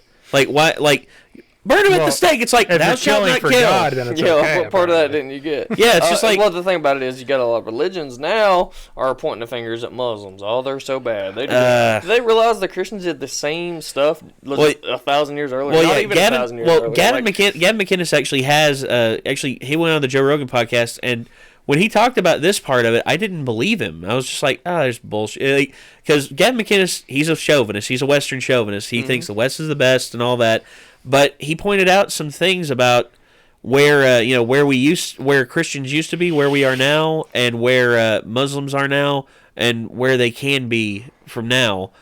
And a lot of the things that is wrong in the Muslim world is that actually a genetic study that the BBC did showed that a lot of people in the Middle East, I think they said 25 to 30% of the Middle East is actually inbred, first cousin inbred. And that's actually one thing that is actually causing the mental stoppage of progression forward as a society in the Muslim world, is that's something that I haven't seen any of that study on there. Yeah, it actually. To be fair, in that respect, it kind of makes sense. A lot of the more ultra conservative countries like Saudi Arabia and stuff, where women can't go anywhere without a male attendant, which is usually going to be their family member. Ugly. That's very ugly. One of the world's leading scientific discoveries, though. Actually, Babylon or Iraq, it stopped. What happened? It was just all of a sudden. It was the spread of Islam. The spread of Islam came in and just nixed everything. Yeah, you weren't allowed to if you got accused of wizardry or witchcraft or they killed whatever. You. Yeah, you would get killed if you were. Well, and that's the same thing. Well, it's not the same thing now as it. In Israel is responsible for more Nobel Prizes than almost any other country out there per capita. They're very smart. And they are. They're very. My tech support on Adobe Premiere's from Israel. If you think about it, they're very extremely smart. They are, and a lot of that comes to the non-restrictive nature of the Judeo belief system. The Judeo belief system, especially the modern one, is nowhere near as restrictive as the older models. I think with the discovery of the Dead Sea Scrolls, they seen how it was truly almost impossible to translate. Yeah, and then they're like, wait a minute, if that's translated from stuff older than this, then this thing there's no way. Because you who knows what those original transcriptions actually mean? And I don't know. And if they are some radical story, what is any evidence that is a historical or significant fact? Well, the biggest thing that people have to go off of is the story of Christ. Because I saw Bill Maher's movie Religulous, and he tried to point out that the story of Christ was not an original one. It's not. He tried to point it out, but actually predates it about 10,000 years. Well, actually, the story that he used in it is actually completely inaccurate. The story of Which one? There's about 5,000 different Jesus stories before Jesus Well, had a name. What? No. That's literally true. I just actually watched a documentary on it earlier today. Well, yeah, but the one that he used in it was the Egyptian one where the one was, I forget, was it not Horus? Damn it! But the one that Bill Maher used has a very similar one. It different names, and they also have a Noah's Ark story in Egypt as well too, that predates it. It's very close and identical, but different names. So I mean, which the Christians use that, or I'm gonna say the religious or theologists will actually use that to back their claim and say, well, if everybody's pointing in the same direction, then this did happen. It's just their different languages. Well, the only way we will truly 100% know is if we invent time travel and we go back and see it ourselves. Yeah. That's the only way we will truly 100% know. And the good news is, or if it comes. In probably the last 10 minutes of this conversation, we've probably alienated about 60% of your viewer base. So. No, we still got it. We still got pretty much the same amount of people watching. I think people are pretty up to date nowadays with education. I would say. So. Well, and I don't hate anybody who just if you believe what you believe. Yeah. I mean, go ahead. I respect everybody. I do too. I don't care what religion they are. My biggest issue is with the organized stuff, like you were talking about, the organized type, big scale, because it's like the corporate version. Well, I've had my fill of Joel Osteen and his prosperity preaching, much like I've had my fill of Deepak Chopra and his self-help guru bullshit. Look, I get it. There are people out there who want a direction in life. You can either help them figure it out for themselves, or you can try and indoctrinate them and make them, one of your sheep. Well, religion does bring meaning. I believe that meaning is something that you create, something that you have upon yourself, something you give meaning to. There are certain of course. So for some people, that ideas start wars. Yeah, like any idea can start. Like Hitler just wanted to conquest and rule the world. It wasn't the fact that he hated Jewish people. He actually saw Jewish people as a threat because of their deep ties in terms of religious iconography and everything. Whereas he just wanted to conquest and rule the world and he was racist, massively racist and xenophobic. Yeah. And he actually, a lot of evidence supports that he was an agnostic or an atheist, even though he was born Catholic and raised Catholic. Heck, so was Stalin. Stalin was born and raised Catholic. But at that time, who wasn't? I mean, Catholic or Eastern Orthodox? I'm not sure. I believe Eastern Orthodox. Well, he was originally from Georgia. He was originally from the country of Georgia.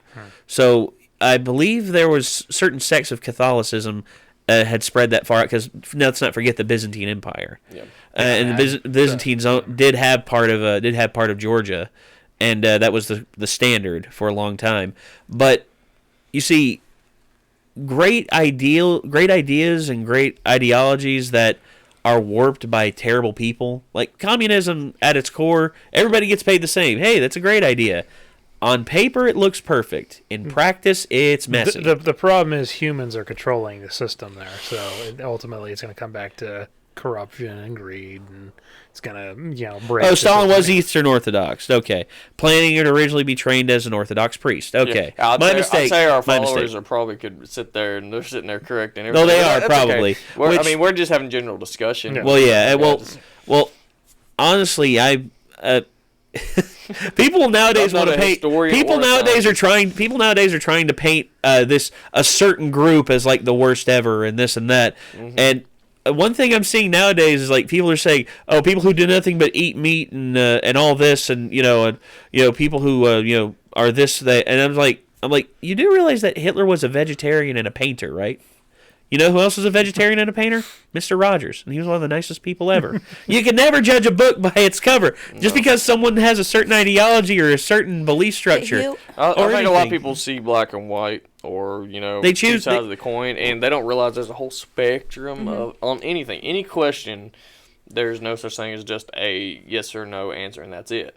It could be so many different shades of gray in the middle. The only thing one thing I can't stand when it comes to the whole religious debate and everything, as far as religions providing the morals and stuff, I'm sick and fucking tired of, well, if homosexuals are fine, what if it's somebody that wanted to have sex with a dog?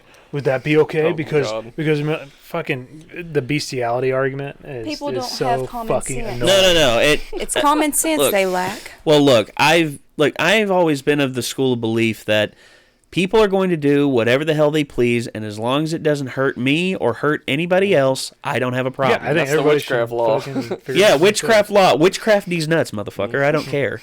Yeah. No, see? seriously, it's harm none, do as thy will. Yeah, well, and also, be it unto thee to find thine own salvation. I mean, that's, you finding your own path in life. Yeah. No one's going to, no one can truly tell you what to do. You can have ideas thrust upon you, or you can ingest and take in ideas and figure it out yourself, which people need to do. Like, it's not that hard. It's not that hard to figure Be stuff out for open-minded, yourself. people. Huh? Be Yeah, be open-minded. open-minded, exactly. Yeah. I experienced the Harry Potter when it came out. I'm sure. Yeah, I was in elementary school. In accelerated reading, in reading class, we read all the Harry Potter books. Nice. That was our books when I was in school, and then I think the time we were in the midst of reading the third book, the movie was coming out. Yes. Oh, we're excited, and we got to go on a field trip. We're all excited to get to go. Yeah, let's go watch it. Let's go you know watch how it it. is. You get your parents to sign permission slips. Yeah. To go on the field trip. No, there was a protest. I had 2 churches across the street from my school. Oh, boy. And Oh, there was a protest on there that stopped the field trip. They made it to where our school could not go on the field trip. There were Harry Potter witchcraft. There was angry mothers out there screaming, "I can't believe my school lets our kids read this witchcraft and read this demonic stuff. I demand that this is taken out of school." I mean, in our experiences, I mean, that was my childhood experience of that. My Yu-Gi-Oh cards, the ones that I remember Dark those. Magician Girl, and she's got the pentagram up on her. Oh, stuff. yeah. I remember my stepdad pitching a fit over that. The Yeah, three-headed dog, apparently they thought that was evil. That was a satanic symbol, or as my stepdad would say, satanic symbol. Satanic. Yeah, satanic. It's like, yeah, we're in cologne. The new cologne, satanic. I'm gonna do my satanic. So clearly they're pagans. Yeah, Sounds I like was an like, ultimate. It does. anything my old- religious was bad. I was Yeah, like, no, "You kidding me?" my grandmother, she was like a minister or whatever. She absolutely refused to look at the Harry Potter movie like I was watching or whatever. She absolutely. Oh yeah, they'll turn their refused to head be and in do the Well, this like well, it's some kind of well, blasphemy. you know, I'm like, actually, are you kidding? my Stupidity is what it is. yeah, that's straight up my- textbook stupidity. I'm Yeah, gonna it learn is. something. I'm lucky I wasn't around that much. I mean, of course, my parents had protests about some things me ingesting, but they didn't. But they let me figure it out for myself. Yeah. But the biggest influencer on me was probably my pastor when I was a kid. He's my pastor, and I'm still friends with him. I still talk to him on Facebook and everything. You know who his favorite comic book character is? Who? Hellboy. Hellboy. Yeah, he loves Hellboy. Yeah. He loves Hellboy. He loves the Harry Potter book. He lets his kids read that. Like, Actually, I had a youth pastor that he took me to my first metal concert and As I Lay Dying concert. there you go. And Yeah, and I mean, it was really cool. there's always going to be idiots out there. Yeah. Always. And the important thing is never ever do the group thing. Don't do the. That's one thing nowadays that infuriates me more than anything is the identity politics that people play every single time something goes bad. It's just like, this group's responsible. This group's responsible. How about you actually blame the person who did it? The person is bad. Ostracize the person. Don't ostracize the group just because you have an agenda on your hands. Yeah. Look, I get it.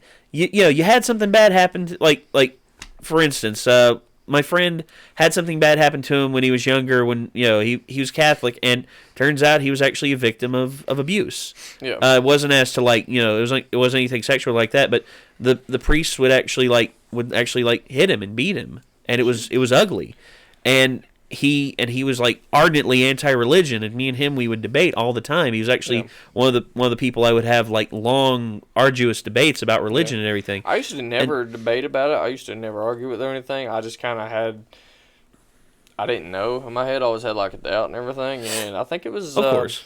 Started watching Cosmos. Yeah, Cosmos. It wasn't Neil deGrasse Tyson. It was He never Carl said that. Sagan. But it was the episode of The Rainbow. Of basically before Isaac Newton. Well, Isaac Newton didn't finish that discovery. Somebody else did right after that. But when he was testing on it and to see the barcodes of Yeah, you're talking about the I can't pronounce the word. Spectrometer. Or spectrometers, but the study is yeah, I can never say it. spectroscopy. God damn it. Spectroscopy. What an Okay. asshole that made up that name. But yeah, I was like, so wherever there's actually everything emits a rainbow. It does, You know, yeah. Everything does. Well, yeah, it's not in the everything visual is- spectrum to us because it has to be lit. Yeah. Bouncing and refracting it. But Well, yeah, everything light is a rainbow, photons. and I'm thinking in my head, that story of Noah's Ark, that's complete bullshit. You know, I mean, I'm just saying it in my head, you know. Well, yeah, well, of course. And the more I thought about it, I started getting angry. I started really, like, getting angry because I just kind of felt like everything that I had been told my whole life, every practice that I did my whole life, every moral, every just was complete and utter bullshit. And I was like, well, made by the devil.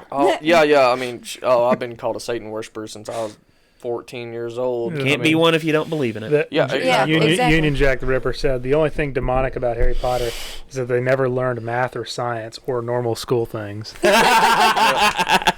That's true. That's one thing that they can all do magic. They can't fucking do algebra. Harry, what's 2 plus 2? Expelliarmus.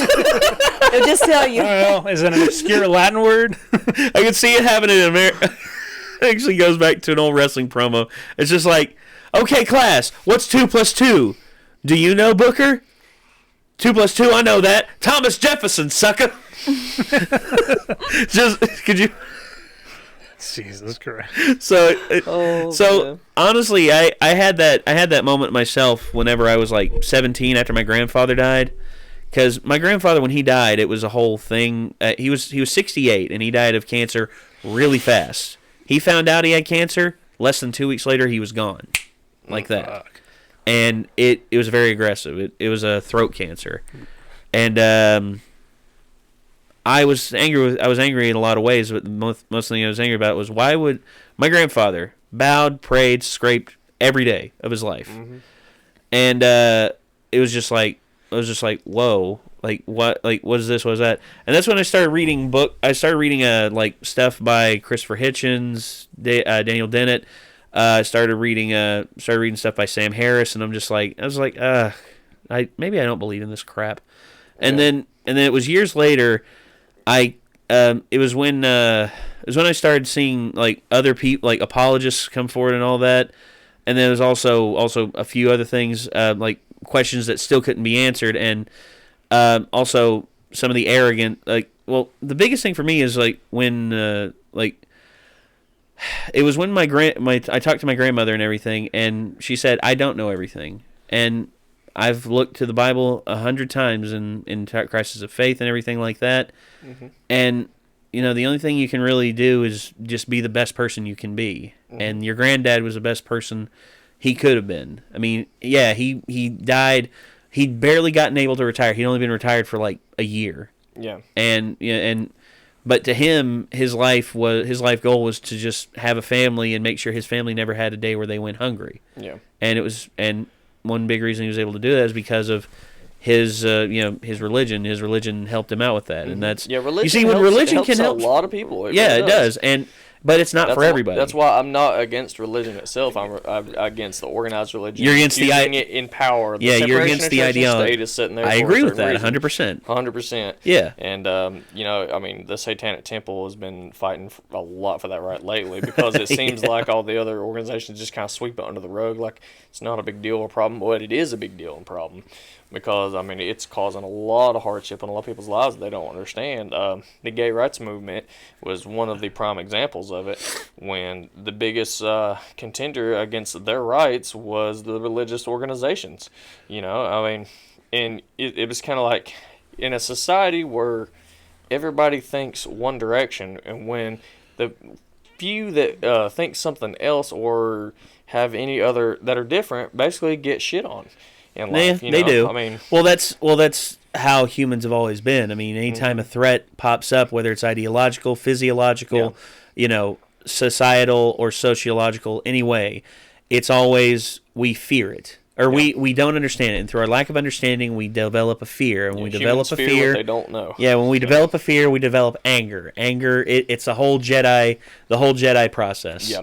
Towards becoming a Sith. Humanity problem. That's where I see religion as kind of like a race thing too, because you got to think people think of it the same way. Like you go to a restaurant and this person is a different religion. and this one's your religion, you're going to pick that one. Yeah. Not necessarily. Not necessarily. Like I said, I've had friends throughout high school. I developed friendships with, and they were atheists all the way through high school and everything. Yep. Mm-hmm. And me, I flip-flop back and forth, and I was never I never took it upon myself to go out of my way just to sit with somebody because they were of the same it's like the same ethnic group or same anything like that. You know what? That's because you, my friend, are a normal person. The word normal again. Congratulations. Hell yeah. You don't go too far off the edge. You don't judge people. I because I was taught that judging people is the most often way to lead an unhappy life. No fulfillment out of life. But see, it's the way you're supposed to treat others the way they treat you. Doing to others. I was always taught doing to others. When someone says judge, you have preconceived judges that are natural. Right? Well, of course. For example, I work at a store and you see a customer you don't know, you're going to judge that person up and down before they get to your door. All right? Well, yeah. When I say judge, I don't mean, oh, man, this person must be a piece of shit. Oh, this person must be an asshole. I'm usually thinking, oh, who's this person? Oh, damn, they don't look like they're in a good mood. Well, oh, fuck, here we go. Here we go. They're going to be pissed. Yeah. And you can tell because, you're judging mannerisms them. Mannerisms. That gives off being able to read signal. People. So, but the thing is, my thing is, I judge people on the inside, my mental thoughts. Your first impressions of somebody is a judgment. That is you're supposed to. If that was the case, everybody would absolutely love everybody all the time, and that's just not how humanity works. No. Animals don't even work this way. They don't. I got groups of animals I had growing up that never got along. No matter what you did, they hated each other, Well, there's also jealousies, envy. Relationships and jealousies and stuff. Yeah. People judge the hell out of them. People are envious of what you have attained in life and stuff like that, and which... Yeah, I've tried my best to not be envious of people. Hold up. You can strive to not judge, but in the end, you are going to judge. So I don't see any shame in having a preconceived notion about somebody, but I don't make a decision or treat them differently until Well, to me, it all comes down to initial respect. I always treat everybody I meet, first time I meet somebody, I treat them with the initial respect that I would expect from others. I always reach out, shake their hand. I try to gauge the person based upon just me doing that. And there's people I've met who, after a while, have finally opened up and have finally started to express themselves more around me because they've been afraid. They've been afraid to open themselves up, and people are scared of getting judged. People are scared of what other people think about them. Holistically, that's what's driven a lot of society. Your makeup companies, the makeup industry knows this very well. Yeah, they played that card fucking well. That's a $10 billion industry going on. Coco Chanel. Yeah, and it's become to a point where it's a standard for women to look presentable and wear makeup when they go out and stuff like that. I've never cared about that. I'd never care about it either, but they push it. The majority of people do care. Well, they do. Well, they push it out there. They push it out there because what is desirable to people. And this is actually one thing. Actually, Brian talked to me about this. One thing about the fashion industry, why everyone's so skinny, so skinny, so serene, and had no curves whatsoever. They say it's because a lot of the designers are gay men that just want to have everyone look like little boys. Okay. Brian said that to me, and I'm just like, wait a second. I seen something on G4 that the I guess the porn industry, or I guess even the sex industry. This is gonna get flagged. Oh yeah. Go ahead. I'm talking about your sex shops, and stuff like that. Yeah. They got blow up dolls that are like this tall, and it's like, what is going on? Now I get it. They say predominantly, people are in there are short, but no, it's a fetish. And it's a high-selling fetish in their country. Hey, if it makes money, dude, and that's companies will capitalize on they don't care about moral rights or whatever. If it's legal and they can make money off of it, they will make money off of it. You know, I mean, and it's bad to say that, but it's like we have different standards and different morals than other places around the world do. The legal sex age is a big topic amongst a lot of people. There's countries that legal sex age is very young. And in some countries, it's like 9. Yeah. Which is ridiculous to me. It makes me want to shoot somebody. It's only because we grew up like that, though. Well, yeah. I think back in the day, they did whatever. So. Oh, yeah, they did whatever, but as standards of adults. Back in the day, humans didn't live too far past 25, 30. But back then it was normal. Well, yeah, back then it was normal, but now because standards have changed and because we're aware of adulthood and we're aware of, like when people naturally develop promiscuity and develop with puberty and everything like that, I say this, to me, you can't determine what a person is going to find attractive or anything like that. It's all influence. Like, a lot of it has influence. Like, certain things click with people. Like, I've seen like a study now, one of the most popular forms of porn out there now is incest. Yep. Ew. The sister stuff. I don't. I'm not kidding you. They're really not sisters. They do like the stepsister. You know they're not. Yeah, obviously. Stepbrother and stepsister. Now it's moved on to. Now it's full on. It's like, good God, what has happened here? What is going on? Oh, that's what I said. If it sells and it's legal, they'll do it. Well, actually, it is illegal in a lot of states, you know. But they're actors. Well, they're actors, yeah. But excuse me, personally, I'm for hentai futanari. Thank you. I thought you'd be into that tentacle shit, bro. Oh man. We're going to have to change the subject here. Well, we're actually pushing about 2 hours. So. Wow. Yeah. Okay. Maybe that might be a good point to leave off of. Is you're into that tentacle shit. Everybody just go ahead and type that into your pineapples do not belong on pizzas. That is correct. Okay. Oh God, Ben's gonna hate you now because Ben's a pineapple boy. Listen, that's disgusting. Pineapple pizza's good. I don't care. You can eat it, but it doesn't belong on my pizza. Fair enough. If you put something on my plate, yeah, you put onions on my pizza. On your hat. I'm gonna fucking kill you. Well, actually, I'm weird. I'm weird. Hawaiian pizza. You put onions on my pizza. You're gonna fucking die. I'm weird. That is I'm fucking choke. I'm weird. Y'all will hate me when you know what I actually don't like on my pineapples. pizza. You know what I don't like on my pizza? Sauce. I'm weird. Oh yeah, I don't want to eat. I have to have a ton of. No, to be fair.